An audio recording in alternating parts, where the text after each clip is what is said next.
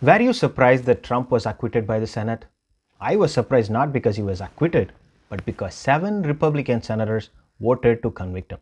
I thought it would be more like 1 or maybe 2 Republican senators voting to convict, but never in my wild dreams I had thought of 7 votes from the GOP. This is the state we have come to.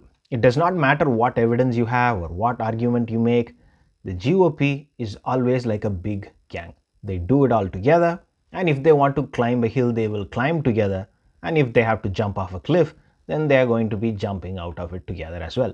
So, why did Mitt Romney, Ben Sass, Lisa Murkowski, Susan Collins, Pat Toomey, Richard Burr, and Bill Cassidy vote for the conviction? Mitt Romney was the only GOP senator who voted to convict Trump in the Ukraine impeachment trial. So he was a guaranteed yes vote. Ben Sass has made it clear that he is against Trump sometime before the election, so we can count him as a guaranteed vote as well. Then Lisa Murkowski and Susan Collins are the two votes that always moves towards the center. So their votes were not a big surprise. And then there was Richard Burr and Pat Toomey. Both of them are not running for re-election and they are retiring. So there really is no pressure on them on which way they vote. So the real surprise of this whole group was Bill Cassidy. Bill Cassidy got re-elected for his Senate seat from Louisiana in November. So he is not up for re-election for 6 years. That is not to take away the credit from him for what he did. Senators like Joni Ernst and Tom Tillis are not up for re-election for another 6 years, but they still voted to acquit Trump. Bill Cassidy may have wanted to move to the political center of the country and put some distance between him and the Trump base. If that is what he seeks, then so be it. Let us not make fun of his decision to move to the center. Though it is very tempting to throw some reason or the other behind the decision of these 7 senators for voting to convict Trump, the reality is the 7 took a decision and went with it. They stood many a mile apart from the GOP crowd within the Senate. They did the right thing and they deserve the respect for it, period. And for the rest of the GOP senators, this is all I can say. When someone knows they are crashing down the road, know that there is a break under their foot, but still don't want to step on it because they like the thrill of going over and crash landing, just sit back, take a video, and enjoy.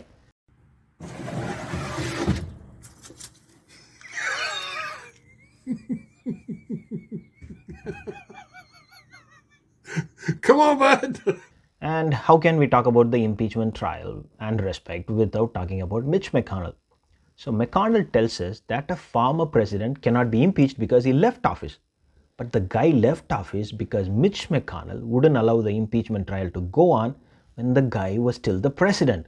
Senator Mitch McConnell and McConnell's plan to wait until after the Senate returns on January 19th, not bring the Senate back earlier before Donald Trump leaves office in order to have a tryout to push him out of office. And Mitch McConnell is critical here to determine whether or not Donald Trump will get convicted in the United States Senate. He said the House of Representatives has voted to impeach the president. The Senate process will now begin at our first regular meeting following receipt of the article from the House. So he says the Senate process will now begin at our first regular meeting following receipt of the article from the House. Regular meeting, meaning January 19th. Okay, he's given, this is what he goes on to say, given the rules, procedures, and Senate precedents that govern presidential impeachment trials, there is simply no chance that a fair or serious trial that could conclude before President-elect Biden is sworn in next week.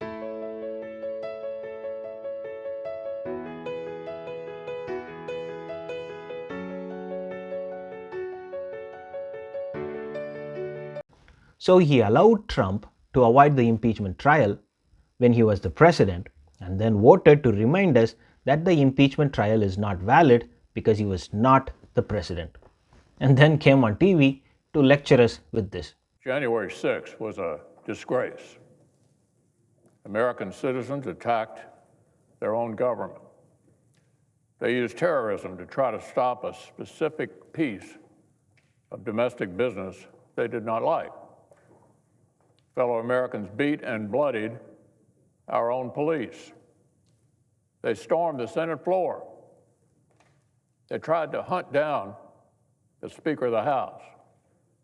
They built a gallows and chanted about murdering the Vice President. They did this because they'd been fed wild falsehoods by the most powerful man on earth. Because he was angry he'd lost an election. Former President Trump's actions preceded the riot were a disgraceful dereliction of duty. So you acquit Trump from wrongdoing, then accuse Trump for wrongdoing.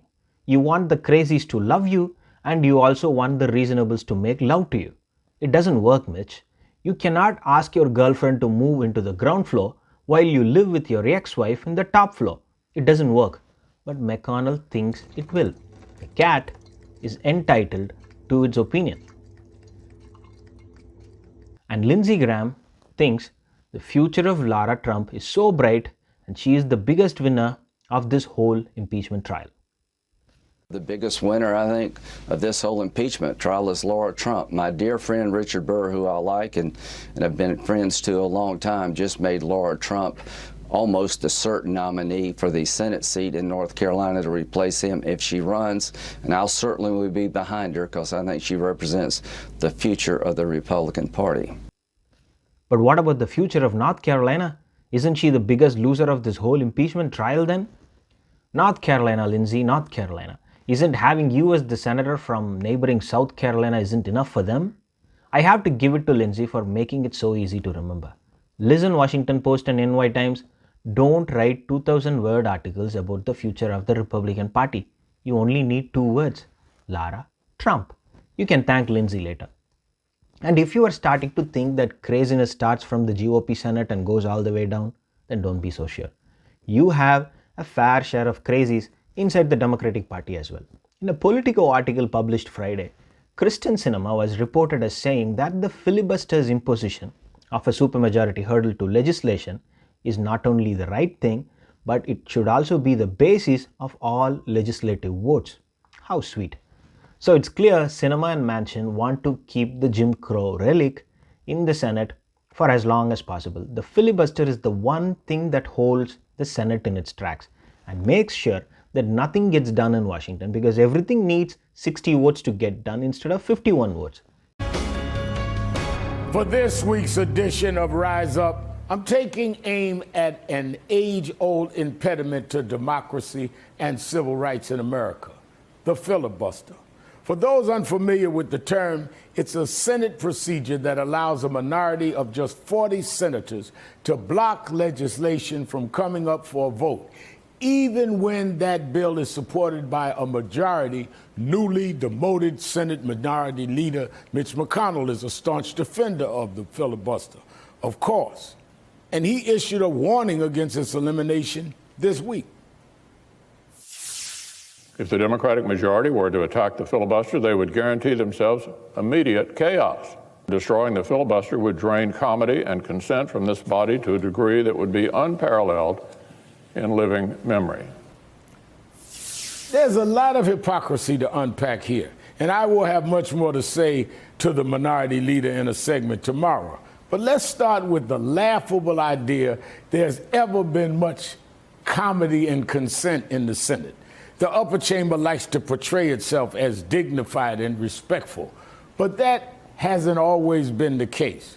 Where, for instance, was McConnell's call for comedy when President Obama was in office? Republicans used and abused the filibuster so much during the last Democratic administration, they shattered records, leading the stolid 44th Commander-in-Chief to make this call for its elimination as late as last summer at the funeral of the late, great John Lewis. And if all this takes eliminating the filibuster, another Jim Crow relic, in order to secure the God-given rights of every American, then that's what we should do. Indeed, the filibuster is a relic from the darkest days of Jim Crow. In the half-century following the premature end of Reconstruction, dozens of anti-lynching bills were filibustered out of existence, and not a single substantial civil rights bill became law. all because of an arcane rule wielded by a racist Southern minority in the Senate. Indeed, the longest ever filibuster was completed by perhaps the country's most famous segregationist.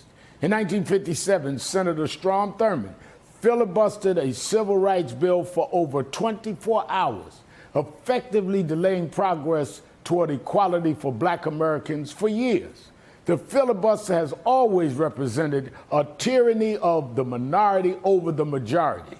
But demographic change in the current Senate breakdown has made it more unconscionable than ever. The 50 Democratic senators represent 40 million more Americans than their 50 Republican counterparts.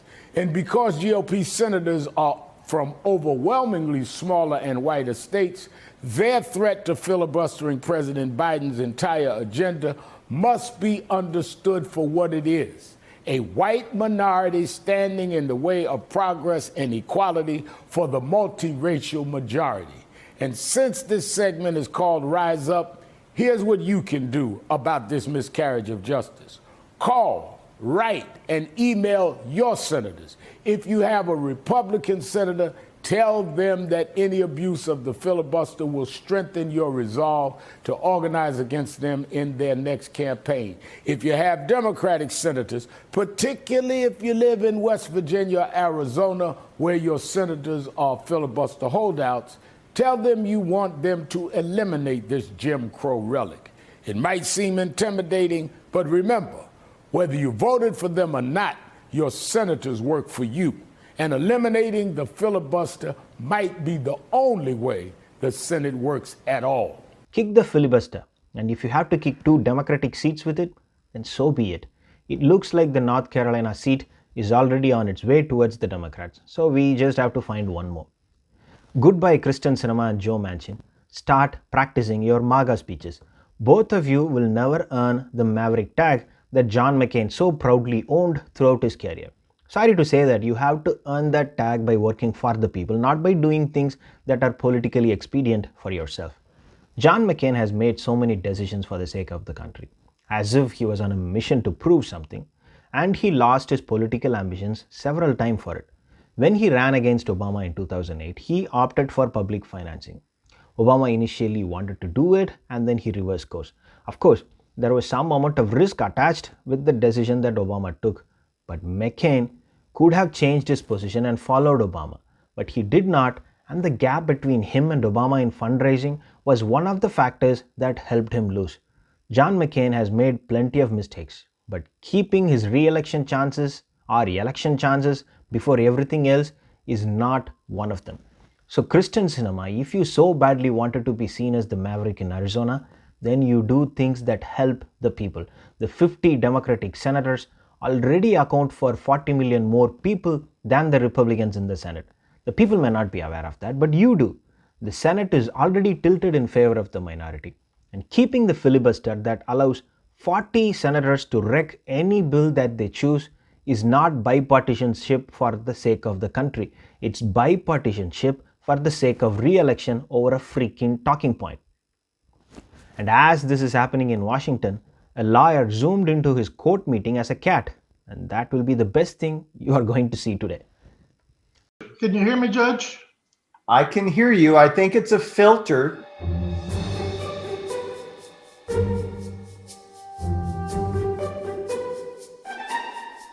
Mr. Ponton, I believe you have a filter turned on in the video settings.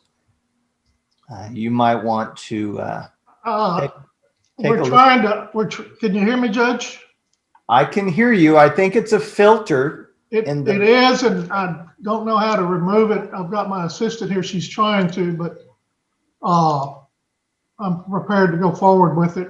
I'm here live. I'm not a cat. I can see that.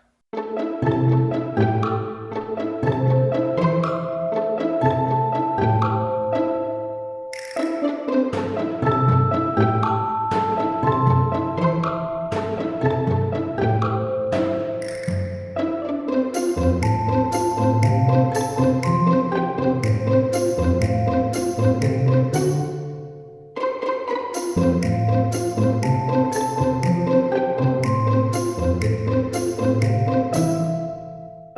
happened to me. I can't deny it. I hope everybody could get a little chuckle at my expense today. Joe Biden is a serious underestimator of his own administration's abilities, or he leads an extremely overperforming administration. It can't be both.